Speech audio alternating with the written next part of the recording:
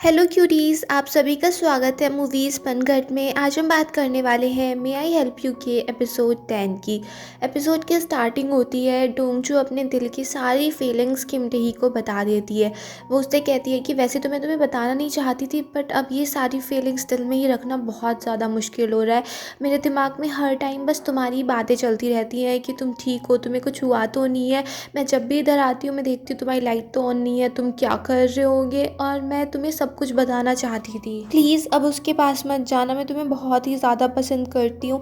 उसकी बात सुनने के बाद किम टेही उससे कह देता है कि बट मैं तुम्हारे लिए कुछ भी ऐसा फील नहीं करता, और तुम्हारी बातों ने आज मुझे बहुत अनकंफर्टेबल फील कराया है। आगे से ऐसा कुछ भी मत करना डोंगजू। और वहाँ से चला जाता है। किम टेही खुद ज़्यादा सैड होता है और फिर वो चुंगा की मॉम से मिलता है। उन्होंने उसको एक बिल्डिंग में बुलाया था और वो उससे कहती है कि अब से तुम यहाँ पर अपना क्लिनिक बना सकते हो, कुछ भी सामान बेच सकते हो, मुझे कोई दिक्कत नहीं है। किम टेही बोल देता है कि चुंगा अभी मेरे घर पे रह रही है, प्लीज़ आप उसको ले जाइए। चुंगा की मॉम बोल देती है कि मैंने अपनी बेटी को एक रॉयल्टी की तरह पाल पोस के बड़ा किया है, जो चीज़ उसको पसंद आती है वो उसको पसंद आ जाती है जब तक वो खुद नहीं छोड़ती है।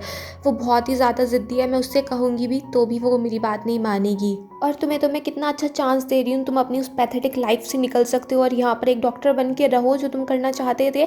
किम टे उसकी बात सुनने के बाद बोल देता है कि मुझे कभी भी डॉक्टर नहीं बनना है और ना मैं कभी आगे डॉक्टर बनूंगा, और जैसी मेरी लाइफ चल रही है मैं इसी में खुश हूँ।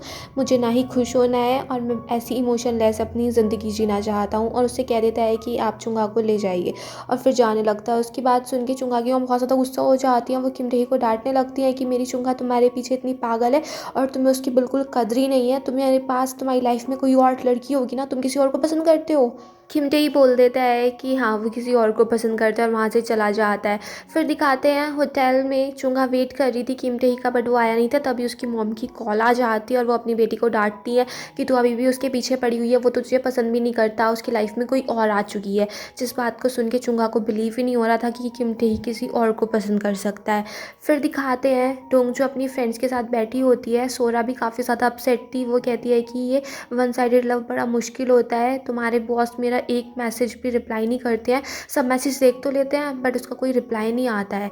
मेरी ग्रैंड माँ ने मुझसे एक बार बोला था कि हम जिसे पसंद करते हैं वो हमें वापस पसंद करे। ऐसा बहुत ही मुश्किल से होता है, बहुत ही कम केसेस होते हैं जिनमें ऐसा पाया जाता है, तो इसलिए मूव ऑन करो। फिर दिखाते हैं किम टेही खुद बहुत ज़्यादा सैड होता है। वो डोंगजू के घर की साइड देख रहा होता है और डोंगजू खुद बहुत ज़्यादा दुखी थी। वो तो बीच रास्ते में ही बैठ जाती है और रोने लगती है, बहुत भयंकर रोने लगती है। इंस्पेक्टर तभी वहाँ से जा ही रहा था। वो देखता है कि पता नहीं कौन लड़की बैठी है, बट जब वो देखता है कि तो डोंगजू ही है, वो उसको छुपाने की कोशिश करता है, उसको जैसे तैसे करके घर लेके आता है, क्योंकि डोंगजू काफ़ी ज़्यादा ड्रंक भी थी। और किम टेही अंदर बैठा हुआ वो सारी आवाज़ें सुन रहा था कि डोंगजू कैसे बिहेव कर रही है, वो कितनी ज़्यादा ड्रंक है। मॉर्निंग में दिखाते हैं किम टेही डोंगजू के लिए मेडिसिन लेके आया था, पर डोंगजू उस टाइम अपनी जॉब पे जा रही थी। और फिर मॉर्निंग के बाद वो दोनों काफ़ी ज़्यादा ऑकवर्ड हो गए थे एक दूसरे के साथ। डोंगजू किम टेही से बोल देती है कि जो मैंने रात बात बोली थी उसकी वजह से प्लीज़ तुम अनकंफर्टेबल फील मत करना। तभी वहाँ पर विंसेंट भी आ जाता है। विंसेंट डोंगजू को देख के कहता है कि किम टेही तुम्हें छोड़ देगा, पर डोंगजू मना कर देती है कि नहीं मैं अपने आप ही चली जाऊँगी, और फिर वहाँ से चली जाती है। फिर दिखाते हैं डोंगजू पहुँच जाती है चर्च में और फादर को बता रही होती है कि उसको रिजेक्ट कर दिया गया है। फादर सुन के खुद चौंक जाते हैं और वो कहते हैं किम टेही नहीं किया होगा ना। डोंगजू बोलती है कि मैंने सोचा था कि एक बार मैं उसको अपनी फीलिंग्स बता दूंगी, फिर चाहे वो मुझे रिजेक्ट करे या ना करे या उसको एक्सेप्ट कर ले, मैं फिर भी खुश रहूँगी। बट अब जब मैंने उसको ये बोल दिया, उसने मुझे रिजेक्ट कर दिया, तो मेरी फीलिंग्स उसके लिए और ज़्यादा तेज़ हो गई हैं। अब मैं उसके बारे में ही सोचे जा रही हूँ, अब मैं क्या करूँ। फादर खुद परेशान थे कि किम टेही डोंगजू को कैसे रिजेक्ट कर सकता है। फिर वो डोंगजू से कहते हैं कि उसके लिए खाना पीना मत छोड़ देना, तो मुझे पहले से ज़्यादा पतली लग रही हो, ठीक है, टाइम से खा लेना। फिर दिखाते हैं फादर को एक शादी का इनविटेशन मिलता है, और दूसरी साइड दिखाते हैं किम टेही को वो वाला लड़का मिल जाता है जिसने शुरू में डोंगजू से ब्रेकअप कर लिया था, और उसके लिए उसने किम टेही को हायर किया था। फिर दिखाते हैं फ्यूनरल होम में एक मीटिंग चल रही होती है। उसमें उनको ये पता लगता है कि उनके फ्यूनरल होम के खाना इतना अच्छा नहीं है, बल्कि एक दूसरा फ्यूनरल होम है उसमें खाना ज़्यादा अच्छा मिलता है, और उनकी इस वजह से रेटिंग काफ़ी गिर गई है। तो वो सब लोग डिस्कस करने लगते हैं कि अब वो क्या करें, कैसे अपना यहाँ का खाना सुधारें। उनको कैसे पता चलेगा कि उधर वाले फ्यूनरल होम में क्या हो रहा है। तो सारे के सारे डायरेक्टर्स बोल देते हैं कि हम लोगों को तो वो सब पहचान ही जाएंगे। तो वो लोग डोंगजू को सेलेक्ट कर लेते हैं, क्योंकि डोंगजू अभी वहाँ पर नहीं नहीं आई थी। और साथ में डोंगजू की बॉस कहते हैं कि तुम वहाँ पे अकेले मत जाना, साथ में अडाइमा जॉब में से भी किसी को ले जाना। तो उन्होंने बुलाया तो किम टेही को था, बट किम टेही को जैसे ही पता चलता है डोंगजू के साथ जाना है तो वो मना कर देता है और अपने बदले में विंसेंट को भेज देता है और साथ में उसकी गाड़ी में कुछ मेडिसिन भी रखवा देता है। और जब वो जा रहे थे तभी विंसेंट को पता चलता है कि किम टेही ने ये मेडिसिन ज़रूर डोंगजू के लिए भेजी होंगी। फिर दिखाते हैं वहाँ पे वो फूड टेस्ट कर लेते हैं, उनको पता चल जाता है कि यहाँ का खाना अच्छा क्यों है। जब वो लोग वहाँ से जा रहे थे तभी सोरा का फ़ोन आ जाता है डोंगजू के पास। वो उससे कहती है कि अब मैं तेरे ही यहाँ पर जॉब करूँगी, जिससे मैं तेरे पास भी हो जाऊँगी और साथ में तेरे बॉस के पास भी हो जाऊँगी एक नेचुरल तरीके से। फिर दिखाते हैं डोंगजू और विंसेंट जब घर पहुँचते हैं तो वहाँ पर उनको वही लेडी मिलती है जिसने फादर को अपनी शादी के लिए इनविटेशन दिया था। वो अडाइमा जॉब में इसलिए आई थी क्योंकि उसको एक फ़ीमेल कंपेनियन चाहिए थी।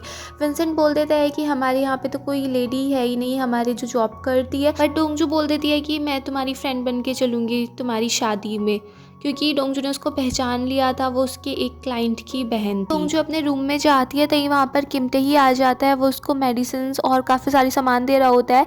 जब डोंगजू यहाँ पर नहीं थी तब डोंगजू के डैड आए थे और वो किम टेही से बोल रहे थे कि मुझे पता है डोंगजू आजकल बहुत ज़्यादा पढ़ाई कर रही होगी, अपना ख्याल भी ढंग से नहीं रख रही होगी, तो प्लीज़ तुम उसका ख्याल रख लेना, उसकी थोड़ी सी केयर कर लेना। डोंगजू अपने डैड से कहती है कि आपने बेकार में इतना सारा सामान भेज दिया और ये वो। उसके डैड कहते हैं कि सब तुम्हारे खाने के लिए ही है, इनको जल्दी से ख़त्म कर लेना। और वो ये भी कहते हैं कि उन्होंने थोड़ी सी किमची नीचे वाले लोग को भी दे दी थी। डोंगजू कहती है कि आपको ऐसे नहीं देनी चाहिए थी ना, बहुत सारे लोग होते हैं जो दूसरों के घरों के सामान नहीं खाते हैं। डोंगजू के डैड कहते हैं कि किम टेही ऐसा नहीं है, वो तो बहुत अच्छा लड़का है, मैं तेरे लिए सामान लेके आया था तो उसने मुझे घर तक भी छोड़ा। फिर दिखाते हैं विंसेंट किम टेही से बोल देता है कि एक शादी में जाना है वेडिंग गेस्ट बन के और तुझे डोंगजू के साथ जाना है। किम टेही मना कर देता है कि मुझे डोंगजू के साथ नहीं जाना, तुम ही चले जाओ। बट उसका अंकल बोल देता है कि अभी तुझे कुछ काम नहीं करना है क्या, तुझे फायर करके मैं फिर डोंगजू को ही हायर कर लूँगा। फिर दिखाते हैं मॉर्निंग में जब डोंगजू एक्सरसाइज के लिए जा रही थी तभी उसको इंस्पेक्टर दिख जाता है, वो भी उसके साथ एक्सरसाइज के लिए निकल जाता है और साथ ही वो डोंगजू को अपने दिल की फीलिंग्स बता देता है। वो उससे बोल देता है कि मैं तुम्हें बहुत ज़्यादा पसंद करता हूँ, क्या तुम मेरी फीलिंग्स को एक्सेप्ट करोगी। डोंगजू उसकी बात सुनने के बाद कहती है कि तुम एक बहुत अच्छे इंसान हो और ये बताना किसी इंसान को कि तुम उसको पसंद करते हो बहुत ही ज़्यादा मुश्किल होता है, मुझे भी पता है, बट मैं तुम्हारी फीलिंग्स को एक्सेप्ट नहीं कर सकती क्योंकि मैं किसी और को पसंद करती हूँ। इंस्पेक्टर उस टाइम तो डोंगजू से बोल देता है कि कोई दिक्कत नहीं है, अगर तुम किसी और को पसंद करती हो चलो सब ठीक है। मगर घर पे जाके विंसेंट के सामने वो बहुत ज़्यादा रो रहा होता है कि मेरा दिल टूट गया, अब मेरा क्या होगा। विंसेंट उस पर हंस रहा था कि ऐसे भी किसी को कोई प्रपोज करता है क्या, बताओ डोंगजू ने अपना दिल किस इंसान को दे दिया। उसको पता तो था, वो किम टेही की तरफ देख देख के सोच रहा था। फिर इंस्पेक्टर कहता है कि मैं उस इंसान को ज़रूर ढूंढूंगा, आजकल सब लोग पुलिस से तो डरते ही हैं, और फिर मैं उसको जान से मार दूंगा। विंसेंट उसको थोड़ा शांत कराने की कोशिश करता है। फिर इंस्पेक्टर जब जा ही रहा था तभी उसको फ़ोन आ जाता है और उसको पता चलता है कि अब उसकी पोस्टिंग पुलिस डिपार्टमेंट में हो चुकी है और अब वो एक डिटेक्टिव बन चुका है। फिर दिखाते हैं डोंगजू उस वेडिंग में पहुंच जाती है जहां पे उसको वेडिंग गेस्ट के तौर पर बुलाया गया था और डामिन उसके आने से बहुत ही ज़्यादा खुश थी। तभी वहाँ पर डामिन का हस्बैंड आ जाता है। डामिन ने उसको ये बता रखा था कि डोंगजू उसकी एक फ्रेंड है जो अभी लंदन से पढ़ाई करके आई है और उसका बॉयफ्रेंड भी, और बॉयफ्रेंड के नाम पे तभी आ जाता है किम टेही और वो डोंगजू का हाथ पकड़ लेता है उन दोनों को ये दिखाने के लिए कि वो गर्लफ्रेंड बॉयफ्रेंड है। और ये सब कुछ देख के विंसेंट और फादर बहुत ज़्यादा खुशी हो रहे होते हैं कि हमने एक अच्छा मैच मेकिंग कर दी। और उसी वेडिंग में डोंगजू का एक्स बॉयफ्रेंड था जिसने किम टेही के द्वारा ब्रेकअप करवाया था। वो डोंगजू को देख के वहाँ पे शॉक्ड हो जाता है और जब उसको पता चलता है कि यहाँ पे तो इसका कुछ और ही नाम लिया जा रहा है और उसको कुछ और ही बताया जा रहा है, बट ये तो डोंगजू है। फिर दिखाते हैं डामिन की शादी हो जाती है और उसको देख के डोंगजू को याद आता है कि जब उसके भाई की डेथ हुई थी तो उसकी लास्ट विश यही थी कि अगर वो कभी डामिन से मिले तो वो उसकी स्टोरी सुन ले। और जब डोंगजू को पता चला कि डामिन को एक फ्रेंड की ज़रूरत है तो वो इस शादी में आने के लिए तैयार हो गई। जब डोंगजू डामिन का बुके कैच करती है और वो बहुत ही ज़्यादा खुश थी, उस सबको देख के किम टेही भी बहुत ज़्यादा खुश हो रहा होता है। जब किम टेही वॉशरूम में होता है तभी वहाँ पर डोंगजू का एक्स बॉयफ्रेंड आ जाता है और वो डोंगजू के बारे में काफ़ी बुरी बुरी बातें करने लगता है कि डोंगजू मुझे अभी तक भूली नहीं है और अब वो लोगों को स्कैम कर रही है और तुम उसको कैसे डेट कर सकते हो, तुम उसको टच कैसे कर सकते हो, वो तो एक फ्यूनरल डायरेक्टर है। उसकी बात सुन के किम टेही को बहुत ज़्यादा गुस्सा आ रहा था, बट वो कोई प्रॉब्लम भी क्रिएट नहीं करना चाहता था क्योंकि यहाँ पे एक शादी हो रही थी।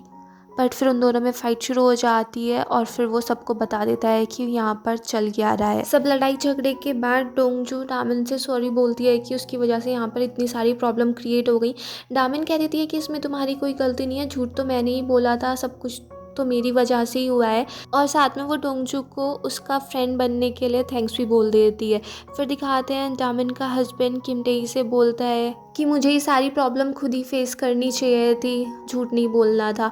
और वो किम टेई से ये भी बोल देता है कि वैसे थैंक यू कि आज तुम डामिन के लिए यहाँ पे रहे, और डोंगजू को भी थैंक्स बोल देना। फिर दिखाते हैं जब डोंगजू और किम टेई घर पे जा रहे थे, डोंगजू किम टेई से बोलती है कि चलो हॉस्पिटल चलते हैं, मेरी वजह से तुम्हें कितनी ज़्यादा चोट लग गई।